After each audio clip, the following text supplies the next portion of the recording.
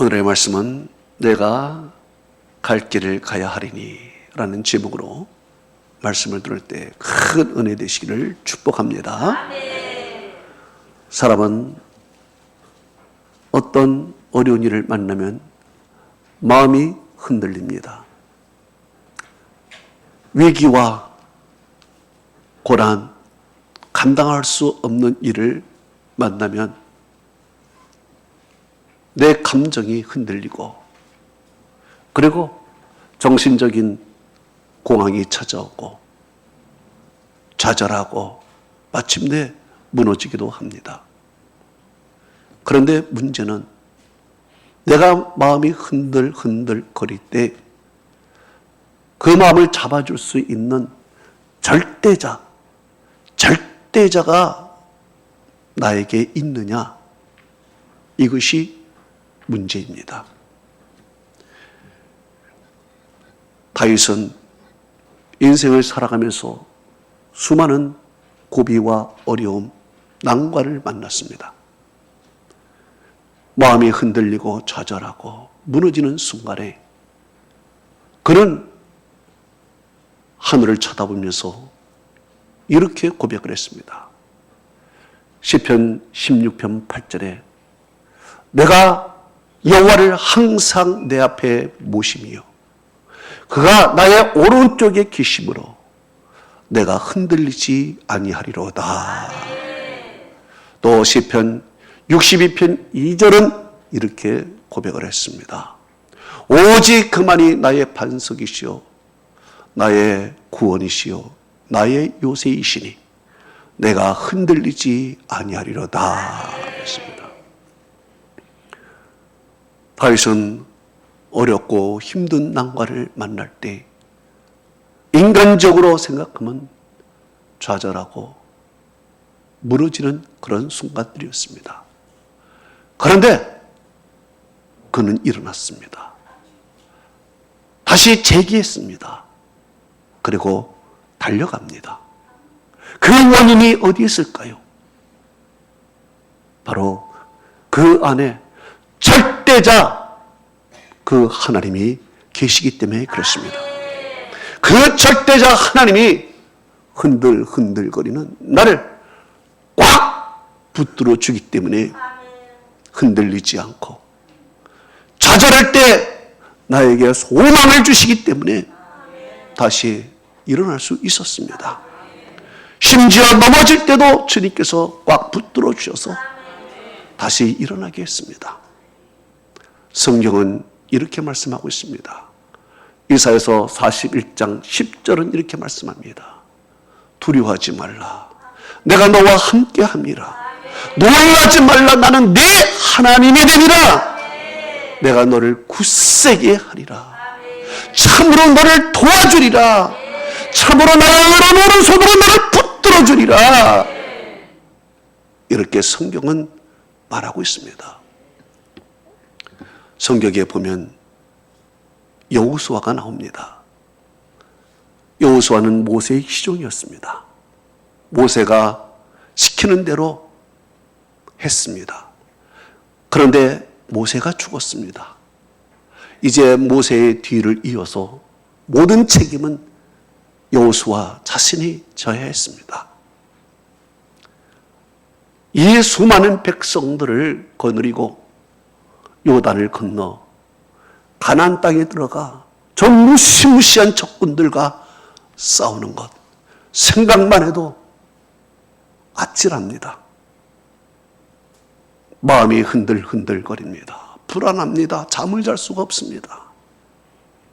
너무 책임이 무거워서 부담스러워서 도저히 감당할 수 없을 때 하나님께서 여호수아에게 나타나서 이렇게 말씀하셨습니다. 여호수아서 1장 2절에서 9절에 있는 말씀, 긴 말씀을 하나님이 주셨습니다. 내 종 모세가 죽었으니 이제 너는 이 모든 백성과 더불어 일어나 이 요단을 건너 내가 그들 곧 이스라엘 자손에게 주는 그 땅으로 가라. 내가 모세에게 말한 바와 같이 너의 발바닥으로 밟는 곳은 모두 내가 너에게 주었노니 곧 광야와 이 레바논에서부터 큰 강 곧 유브라데 강까지 해쪽 속의 온 땅과 또 해지는 쪽 대까지 너의 영토가 되리라. 내 평생에 너를 능히 당할 자가 없으리니 내가 모세와 함께 했던 것 같이 너와 함께 할 것이라. 내가 너를 떠나지 않냐며 버리지 아니하리니 강하고 담대하라. 너희는 내가 그의 조상들에게 맹세한 바 그들에게 주리라 한 땅을 이 백성에게 차지하게 하라. 오직 강하고 극히 담대하여 나의 종 모세가 내게 명령한 그 율법을 다 지켜 자로나 우로나 치우치지 말라. 그러면 내 길이 형통할 것이라. 이 율법책을 내 입에서 떠나지 말게 하며 주야로 그것을 묵상하여 그 안에 기록된 대로 다 지켜 행하라. 그러면 네 길이 평탄하게 될 것이요 내가 형통하리라. 내가 네게 명령하는 것이 아니냐. 강하고 담대하라. 두려워하지 말라. 놀라지 말라. 내가 어디로 가든지 네 하나님 여호와가 너와 함께 하느니라. 하나님께서 이 말씀을 주셨어요. 그래서 여호수아가 그 말씀을 듣고 힘을 얻고 일어나 요단을 건너서 가나안 땅에 들어가 적군을 이기게 됩니다. 낙심하고 흔들흔들거리는 여호수아에게 하나님께서는 내가 너와 함께 하겠다. 불안한 그에게 내가 밟는 것은 다 네게 주겠다. 그리고 네 길이 평탄하게 될 것이다. 형통하게 될 것이다. 주님께서는 그에게 소망이 있고 위로 있는 말씀을 강하게 주었습니다. 흔들거리고 있는 여호수아를 꽉 붙들어 주었습니다. 넘어지려고 하는 그를 일으켜 주었습니다. 그래서 하나님만 믿고 하나님만 바라보고 그가 나갈 때 적군은 물러가게 되는 것이고 마침내 하나님께서 그에게 큰 승리를 주었습니다. 여러분에게도 하나님이 여러분을 도와주시고 하나님이 함께 하시면 여러분의 길이 열릴 줄로 믿습니다. 여러분 앞에 광야가 있어도 하나님께서는 광야의 길을 내주시고요. 사막이 있어도 하나님께서는 강을 내어주십니다. 그래서 이사야서 43장 19절에 이렇게 말씀하고 있습니다. 보라! 내가 새 일을 행하리니 이제 나타날 것이라. 너희는 그것을 알지 못하겠느냐? 볼지어다 내가 반드시 광야의 길을 사막의 강을 내리니 그랬습니다. 할렐루야. 그래서 여러분 앞에 광야의 길이 있고 사막이 있어도 여러분은 두려워할 필요가 없습니다. 하나님이 함께 하시면 하나님이 광야 가운데 길을 내주시고 사막 가운데 강을 내어주시니 하나님께서 오히려 이 어려움과 힘든 가운데 우리를 위하여 새 일을 할 수 있는 하나님의 놀라운 시간일 줄로 믿습니다. 오늘 본문에 예수님께서는 참 어려운 일을 만났습니다. 어떤 위협적인 이야기를 들었습니다. 누가복음 13장 31절은 이렇게 말하고 있습니다. 곧 이때 어떤 바리새인들이 나와서 이르되 나가서 여기를 떠나소서. 헤롯이 당신을 죽이고자 하나이다. 이야기를 합니다.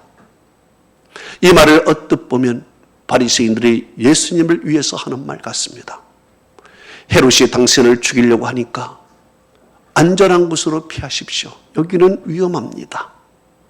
마치 예수님을 위해서 이야기하는 것 같습니다. 그런데 그들의 의도를 잘 살펴야 됩니다. 그들의 의도가 어디에 있을까요? 나가서 여기를 떠나소서. 이 말에 그들의 의도가 있습니다. 예수님 보고 우리가 보이지 않는 곳으로 멀리 떠나라는 것입니다. 자기 지역에서 떠나라는 것입니다. 다시 우리 눈에 보이지 말라는 것입니다. 이것이 그들의 의도입니다. 그래서 예수님께서는 그들에게 이렇게 말씀하셨습니다. 누가복음 13장 32절에 너희는 가서 저 여우에게 이르되 그랬습니다. 여우에게 이르되 그래요. 여우는 누구입니까?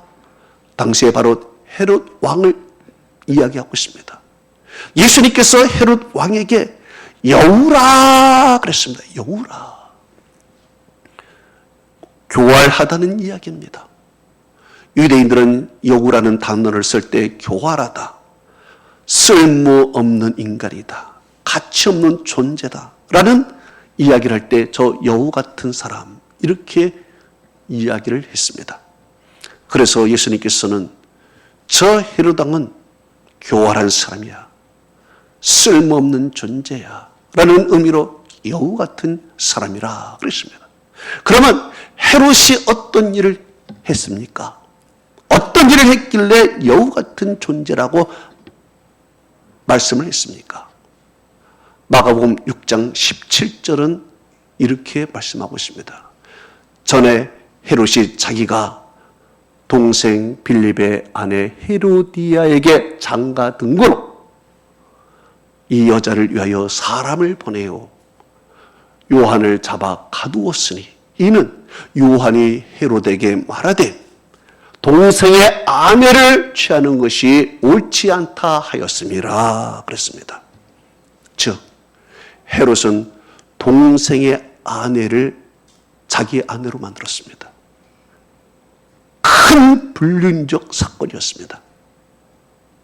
그래서 이 불륜을 사도 세례 요한이 지적을 하니까 옥에 가두어 버렸습니다.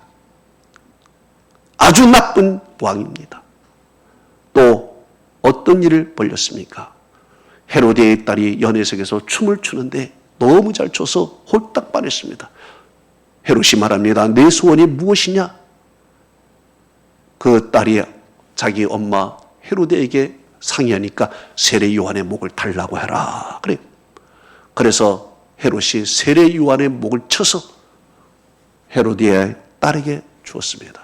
하나님의 종을 죽인 것입니다. 또한 헤롯은 이두메 출신입니다. 그렇기 때문에 유대인들에게 있어서 이방인 같은 그런 사람이었습니다. 로마에게 잘 보여서 그는 왕이 되었지만 그는 유대인에게 환심을 사지 못했습니다. 그래서 유대인에게 환심을 사기 위해서 유대인을 위해서 성전도 지어줬습니다. 곧 오늘날로 말하면 퍼주기식 복지정책을 막 베푼 것입니다. 또한 로마에 잘 보이기 위해서 막대한 세금을 걷어들였습니다. 그리고 로마에게 바쳤습니다. 그러니 교활한 두 얼굴을 가진 사람입니다. 사람에게 퍼주면서도 동시에 빼앗아가는 그런 악한 왕이었습니다. 그리고 오늘은 또 예수님을 쫓아내려고 하고 있습니다. 헤롯은 분본 왕입니다. 곧 그의 다스리는 영역은 베레아와 그리고 갈릴리 지방이었습니다. 이것이 자기의 통치 구역이었는데 예수님이 자기 통치 구역에서 사역을 하다 보니 눈에 가시처럼 보였습니다. 정치적인 문제로 보였습니다. 종교적인 문제로 보였습니다. 그래서 그는 바리새인과 결탁해요. 예수님을 쫓아내려고, 내 구역에서 쫓아내려고 했습니다. 눈에 가시를 채고 싶으셨습니다. 이 의도를 예수님이 아신 것입니다. 그래서 예수님께서는 이 죽이겠다라는 위협, 내 생명을 죽이겠다는 그 위협 속에 예수님께서 무엇이라고 대답했습니까? 누가복음 13장 32절에 이렇게 말씀하고 있습니다. 너희는 저 여호와에게 가 이르되 오늘과 내일은 내가 귀신을 쫓아내고 병을 고치다가 제3일에는 완전하여 지리라. 그러나 오늘과 내일과 모레는 내가 갈 길을 가야 하리니 선지자가 예루살렘에서 죽는 법이 없느니라. 이 말씀이 무엇입니까? 나는 어떤 일이 있어도 내가 갈 길을 가겠다는 것입니다. 이게 예수님의 말씀입니다. 죽음이 와도 나는 가겠다. 오늘과 내일은 귀신을 쫓아내고 병을 고친다. 죽음의 사역을 하신다. 그리고 제3일에는 완전해진다. 제3일에는 곧 십자가에 올라가서 죽으심으로 모든 인간들을 구원하는 구속사의 완성을 이루겠다라는 주님의 말씀이 그 안에 있는 것입니다. 그래서 주님께서는 우리를 위하여 구원하겠다라는 구원사적 사역을 멈출 수가 없습니다.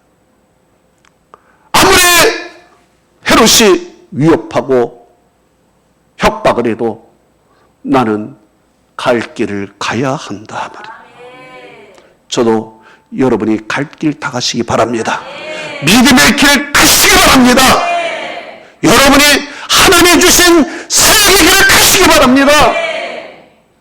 세상에 뭐라고 해도 여러분을 죽인다고 해도 여러분이 가야 할 길, 여러분의 가야 할 길은 오늘과 내일과 모레 계속 가시기 바랍니다. 마귀는 처음부터 예수님의 갈 길을 막았습니다. 예수님이 공생에 시작하기 전에 40일을 금식할 때부터 마귀는 예수님의 마음을 흔들어대며 갈 길을 막았습니다. 40일 금식하여 매우 줄이고 있을 때 마귀는 다가와서 떡으로 그를 마음을 흔들었습니다. 또한 40일 동안 그 광야에서 하나님과 많이 경건의 시간을 보내고 있는데 마귀는 다가와 성전 꼭대기에서 내려서 많은 사람 앞에 너의 존재를 과시하라고 예수님의 마음을 흔들어댔습니다. 또 예수님께서는 십자가의 길, 고난의 길, 구원의 길을 가려고 하는데 마귀는 다가와서 천하만국을 보여주면서 화려한 삶을 살아라. 고난 없는 삶을 살아라. 십자가 없는 구원을 이루어 바라라. 유혹하며 예수님의 마음을 흔들어댔습니다. 그러나 예수님께서는 흔들리지 않았습니다. 예수님께서는 그 유혹에 하나님의 말씀대로 마귀를 물리쳤습니다. 여러분도 하나님의 말씀대로 묵묵히 길을 걸어가시기 바랍니다. 주님이 주신 믿음의 길을 걸어가시기 바랍니다. 주님께서는 우리에게 이렇게 확실한 모범을 주셔서 어려움 속에서도 우리가 걸어갈 수 있도록 하나님께서는 우리와 함께 하시는 것입니다. 사도 바울을 보십시다. 사도 바울이 이제 예루살렘과 여러 도시를 거쳐서 마지막으로 로마에 가려고 하고 있었습니다. 그런데 사람들이 예루살렘에 가는 것을 만류했습니다. 예루살렘에 가면 죽습니다. 절대 가면 안 됩니다. 심지어 아가보라는 선지자가 멀리 와서 바울의 띠를 가지고 자기의 수족을 묶어가면서 이 띠 임자는 예루살렘에서 죽습니다. 가면 큰일 납니다. 바울의 길을 막았습니다. 성경은 이렇게 말씀하고 있습니다. 사도행전 21장 11절에서 12절은 이렇게 말씀하고 있습니다. 예루살렘에 있는 유대인들이 이띠 임자를 결박하여 이방인의 손에 넘겨주려 하거늘 그들이 그 말을 듣고 그곳에 있는 사람들과 더불어 바울에게 예루살렘으로 올라가지 마라 권하니 성경은 말하고 있습니다. 사람들이 예루살렘에 올라가지 마세요. 이렇게 모든 사람이 권하니 여러분 바울도 인간인지라 흔들리지 않겠습니까?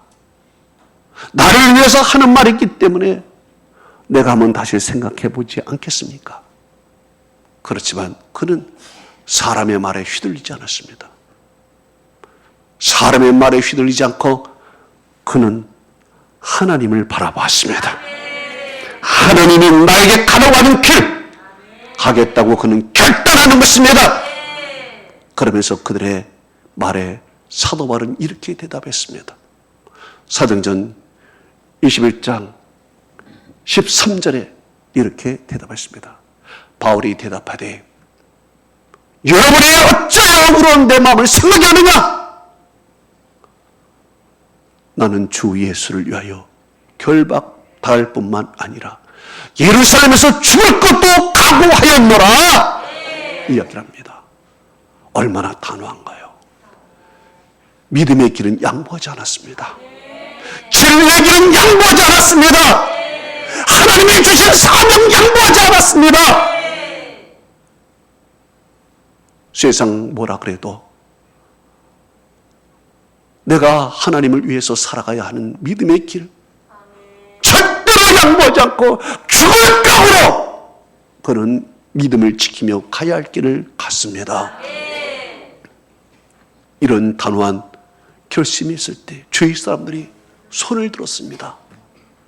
성경은 이렇게 말합니다. 사도행전 21장 14절에 그가 권함을 받지 아니하므로 우리가 죄 뜻대로 이루어지리다 하고 그쳤더라 그랬습니다. 그래요. 하나님이 주신 사명 감당하는 것, 그 사명을 이루기 위해서 가는 그 길 아무도 못 말렸어요. 이 세상 사람 못 말렸어요. 이 세상의 대통령도 못 말립니다.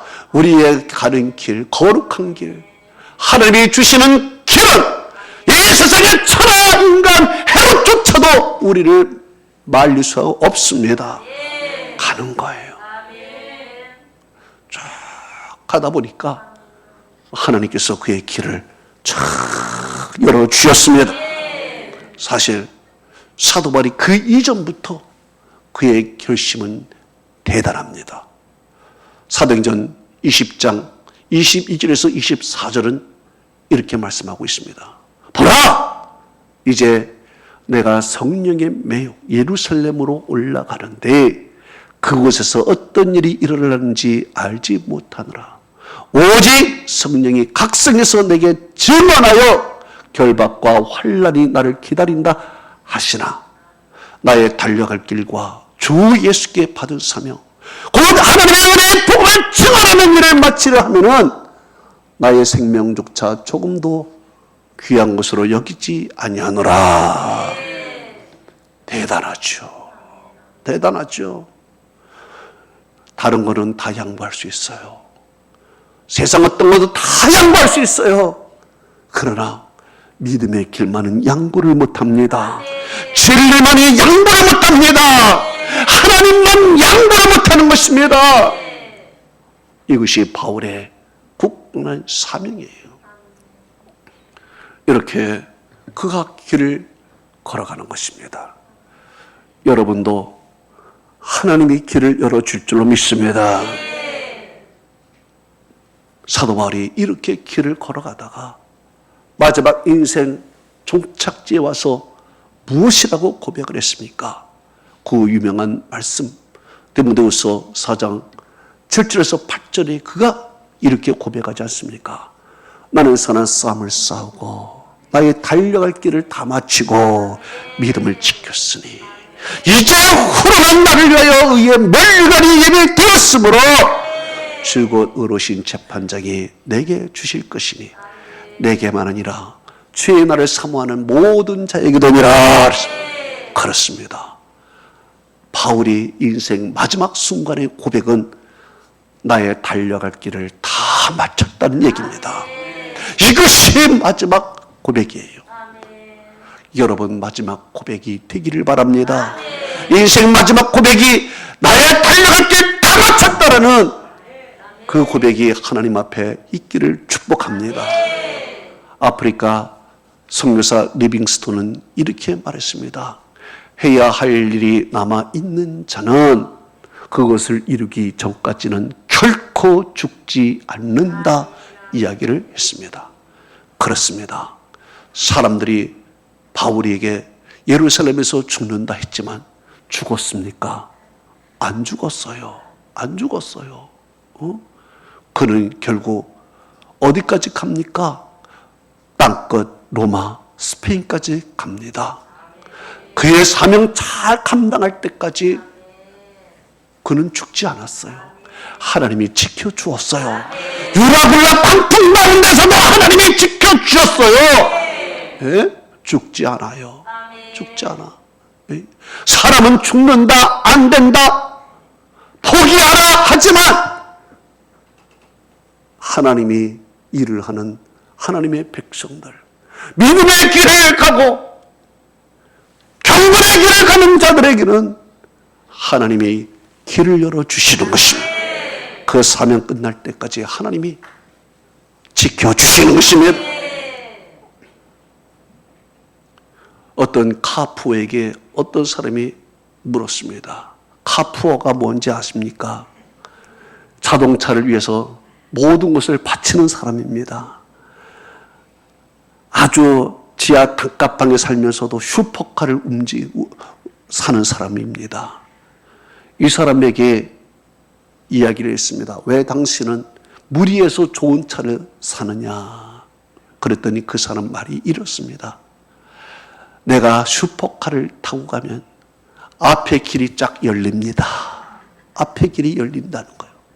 그리고 내가 방향을 바꾸면 뒤에서 막 기다려준다는 거예요. 아주 그 맛이 대단하다는 거예요. 그래서 무리해서라도 내가 슈퍼카를 타고 다닌다는 거예요. 그런데 똥차를 타고 다니면요,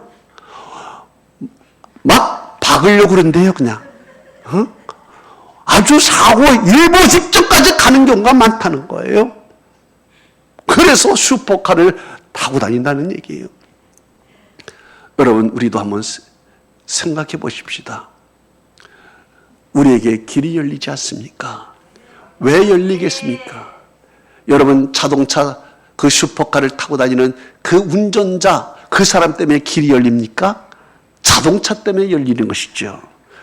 우리가 길이 열리고 모든 길이 안전하게 갈 수 있는 것은 우리 때문이 아니라 가장 귀하신 예수님과 함께하기 때문에 그렇습니다. 예수님과 함께하기 때문에 그 하나님이 길을 열어주시는 것입니다. 하나님은 어떤 분이십니까? 천지 만물을 만드신 창조자이십니다. 그분은 무엇이든지 할 수 있는 전능하신 하나님이십니다. 그분은 역사를 주장하시는 역사의 주인이 되십니다. 그분은 우리 생사화복을 주장하시는 섭리하시는 하나님이십니다. 그 하나님이 우리와 함께 걸어가는데 여러분, 길이 열리지 않겠습니까? 길이 열리게 되는 것입니다. 성경은 이렇게 말씀하고 있습니다. 이사야서 40장 3절 4절은 이렇게 말합니다. 너희는 광야에서 여호와의 길을 예비하라. 사막에서 하나님의 대로를 평탄하게 하라. 골짜기마다 돋아지며 산마다 언덕마다 낮아지며 고르지 않은 것이 평탄하게 되며 험한 것이 평지가 될지라. 그래요. 우리가 하나님이 가는 곳마다 하나님께서 평탄하게 엮여 주시는 것이고 길이 열리는 것입니다. 여러분이 하나님과 동행하면 바로 이런 역사가 할 줄로 믿습니다. 왜? 그분은 우리의 하나님이시기 때문에 그래요. 할렐루야. 결론을 맺습니다. 저는 우리 아내와 함께 지난 주일날이 아니죠. 월요일인가요? 커피숍에 갔습니다. 그래서 둘이 앉아서 커피를 마시면서 오손도손 재미있게 이야기를 하고 있었습니다. 그런데 50대 된 커피숍 여주인이 어떻게 옆에 오게 돼서 이야기를 같이 나누게 됐습니다. 그 여주인이 첫 마디가 이렇습니다. 참 부럽네요. 그래요, 부럽네요. 여러분, 제가 부럽지 않습니까? 부럽네요. 그래요. 그러면서 자기 부부 사이에 이야기를 하고 있습니다. 자기가 50대 초반이고 남편이 51살인데 남편은 지방에 근무를 가서 5년 동안 헤어졌다는 것입니다. 5년 동안. 그래서 5년 동안 헤어졌는데 전화도 자주 하고 참 좋은 관계였는데 시간이 갈수록 이제 서로가 서먹서먹하다 이야기를 합니다.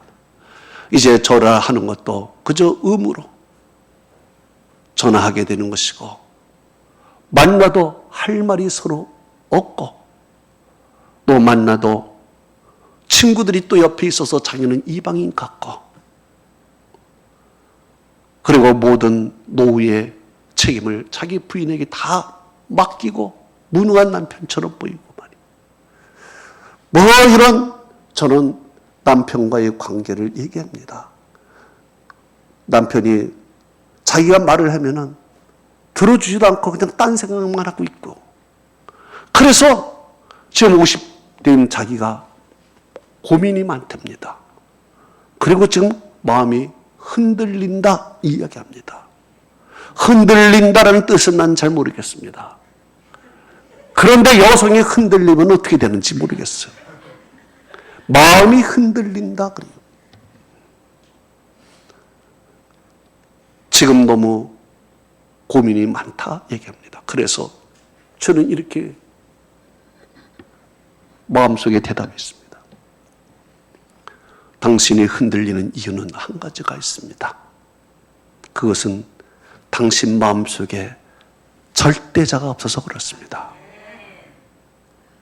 절대자가 없기 때문에 당신 흔들려도 붙잡을 줄 절대자가 없고 당신 무너져도 일으켜줄 절대자가 없어서 그렇습니다. 인간이라는 것은 스스로 해결할 수가 없습니다. 절대자 하나님, 그 하나님만이 흔들할 때 붙들어 줄 수 있습니다. 저도 5년 동안 집사람과 떨어져서 1년에 한두 번 보고 그러고 있었습니다. 5년 동안 떨어져도 지금 다정하게 보이는 이유는 절대자가 우리 속에 있기 때문에 그렇습니다. 절대자가. 어려움이 있을 때 절대자에게 의뢰하면 어려움을 해결해 주고 마음에 흔들릴 때 절대자를 의뢰하면 그분이 붙들어주는 거예요. 절대자가 없으면 안 돼요. 그래서 당신은 절대자 하나님이 없어서 그랬습니다. 이 말을 하려고 하는데 손님이 막 오더라고. 그래서 못했어. 그렇습니다. 우리는 여러 가지 일을 만나면 마음이 흔들려요. 그리고 흔들리다 보면 좌절하게 무너져요. 이때 우리를 붙들어주는 것이 있어야 되는데 사람은 못 붙들어줘요. 못 붙들어줘요. 오직 붙들어주는 절대자가 있어야 되는데 그 절대자가 누구냐? 하나님이십니다. 그 하나님을 생각하면 다시 마음을 추스리고요. 중심을 잡을 수가 있습니다. 그 하나님이 우리의 삶의 중심이 되기 때문에 그래요. 중심을 잡아주세요. 그리고 이 절대자 하나님이 나와 동행하면요 길이 열리게 되어 있습니다. 하나님이 가는 곳에 대로가 열리게 되어 있습니다. 사박이라도 강야라도 대로가 열려요. 하나님이 여러분과 함께 하시면 여러분의 길이 열립니다. 막혔던 길이 열립니다. 울퉁불퉁했던 인생이 평평하게 됩니다. 하나님의 형통하게 만들어 주세요. 하나님의 은혜와 축복이 여러분에게 함께하기를 축원합니다. 다같이 눈을 감아보십시오. 오늘 여러분에게 주시는 이 말씀을 꽉 붙들고